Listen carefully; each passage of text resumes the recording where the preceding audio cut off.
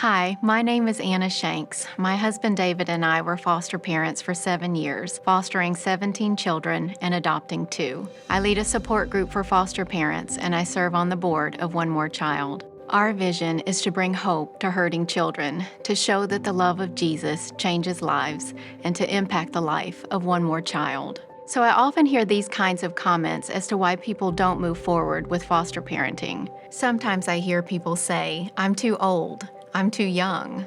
I'm single. I'm renting." Well, let's listen to these foster families and see how they overcame these obstacles.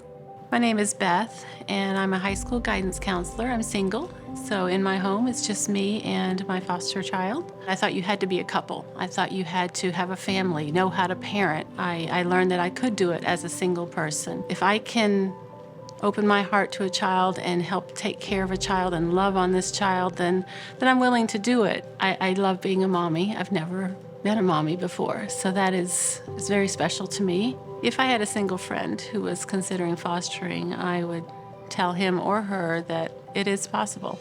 It's doable. You don't have to be married. You don't have to have a family. You don't even have to have had children. I've learned that it can be done, and I've enjoyed every minute of it. We also hear, "I'm married, but my spouse is not on the same page." Let's hear from this family who had the same thought. After we had our second child, we felt like we were done having our own biological children, and I have always been interested in foster care. Yeah, I was not 100% on board at first, but I was willing to go to the class. I said, you know what, if God's putting this on your heart for a reason, we want to be obedient to that, but I was not there. It wasn't until the last class that I was all in. You know, foster care always seemed like this, oh, that's nice, that's something that other people do. And, you know, to see the videos of the kids and the real life situations of what they're dealing with, it's so much easier to stay in your comfort little bubble and not face that. But when you realize it's out there and that you actually have the bandwidth to do it if you make the time or make the space in your life, and that's really what pushed me over the edge. It has been so neat to watch God be faithful in all the details. When He calls us, He doesn't leave us. And we have been able to watch Him show up over and over and over again. Another common concern is, how will this impact my biological children? When we were considering foster care, we thought about the impact it would have on our boys, and we were excited for them to be able to see life outside of our little bubble. It has stretched them in ways that only hard things can, but we have seen such growth. We would encourage anyone with children to step out in faith in this way because of the incredible blessing it will be to your kids to watch you be missionaries in their own home. I'm Caleb and I'm 10. I'm Connor and I'm 8, and we are part of a foster family. One of the great things about being a foster brother is we just get to open our house to people who need it. The best thing for me about being a foster brother is being able to love on cute babies. Or some things that I take for granted are not reality for some kids, like just a safe and comforting home some kids don't have. If you're thinking about being a foster family, it may be hard, but it's definitely worth it. Others think, well, I don't have any parenting experience.